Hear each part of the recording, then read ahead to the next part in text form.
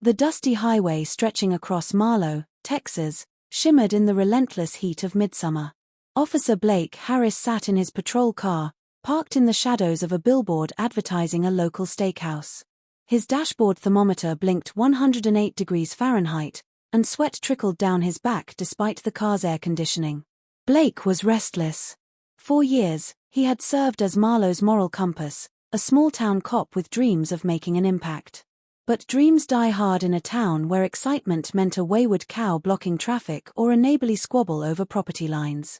That was, until the black SUV appeared, a sleek, unassuming beast roaring down the road at breakneck speed.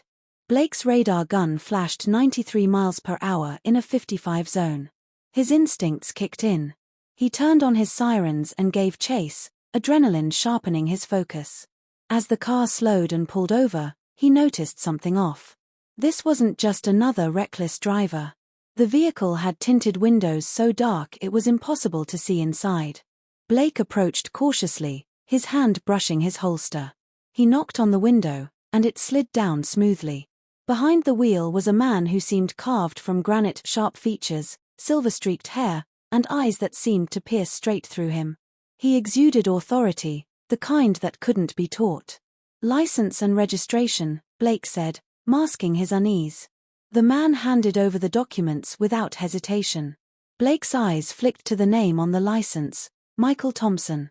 His heart skipped. General Michael Thompson. The war hero. The name was legendary, synonymous with bravery and integrity. But what was he doing here, in the middle of nowhere, speeding like a fugitive? "You're driving dangerously fast," Blake said, trying to steady his voice. Thompson's gaze didn't waver. "I'm aware." There was no excuse, no explanation, just a calm acceptance of guilt that felt unsettling. Blake glanced at the SUV.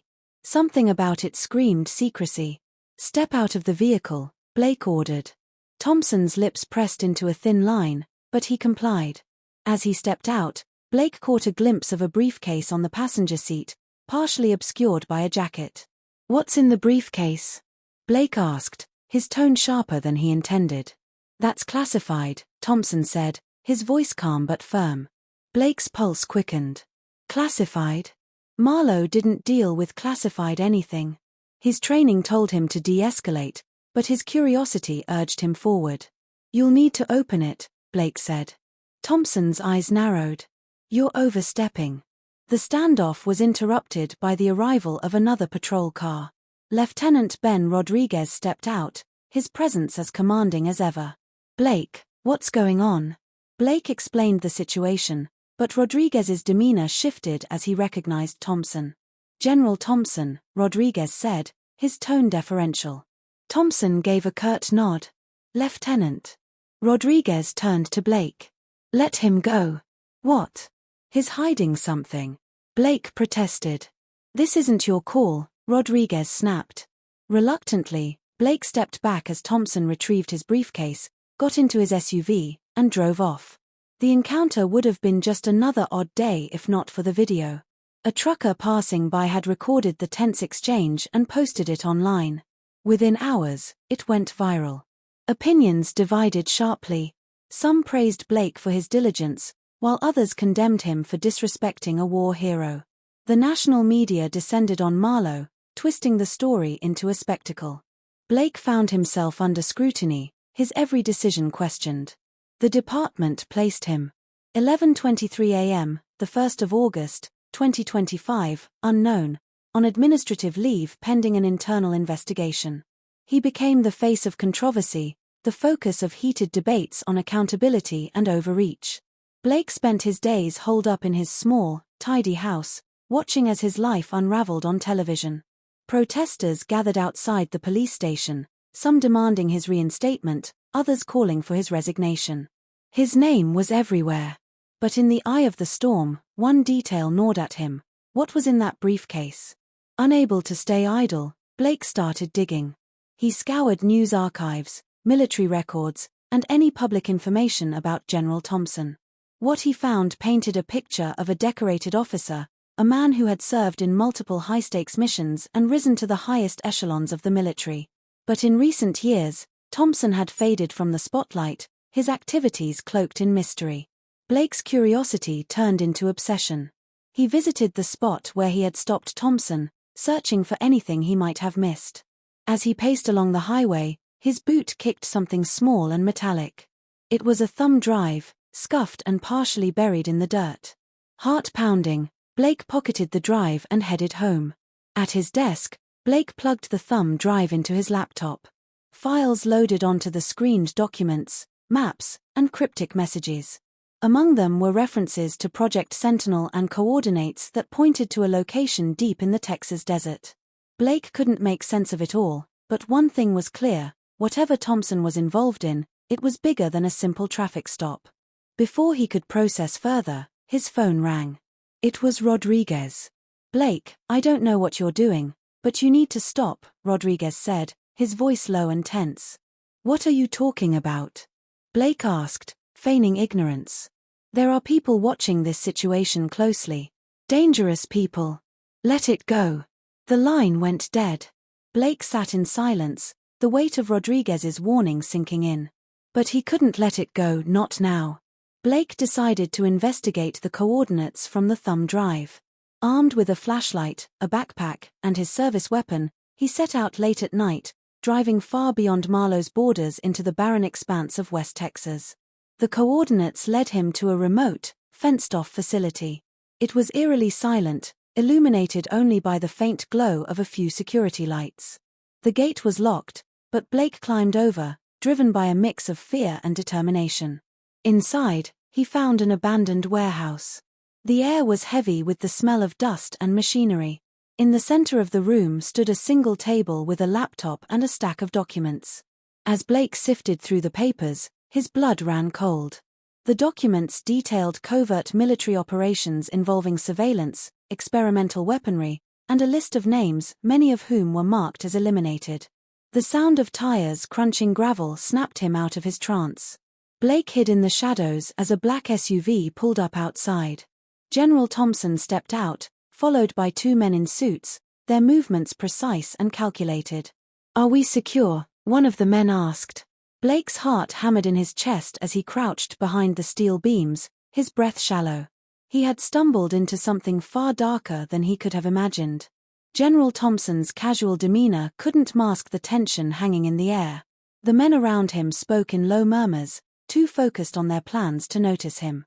But Blake couldn't shake the feeling that he was being watched. Every sound in the dimly lit warehouse felt amplified, every footstep, every distant echo.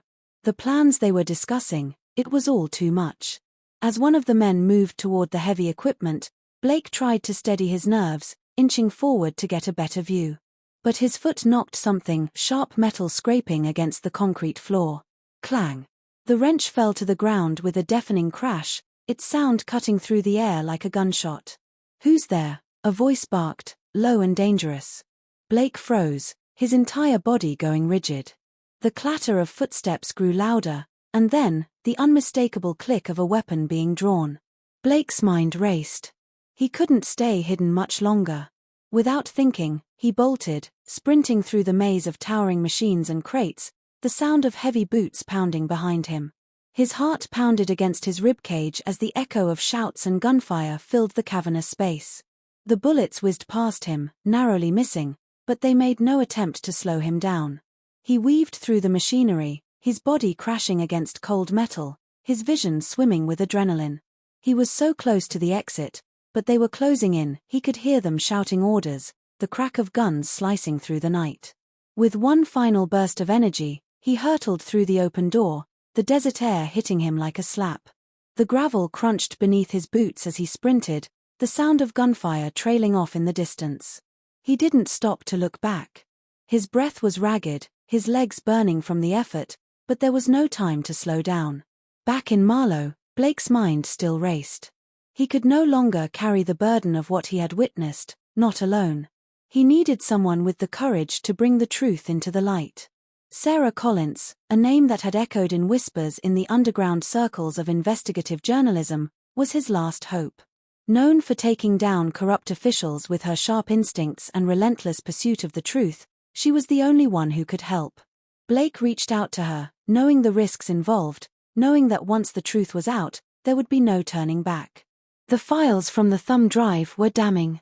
The secretive nature of Project Sentinel, an operation hidden behind layers of bureaucracy and lies, shook her to the core.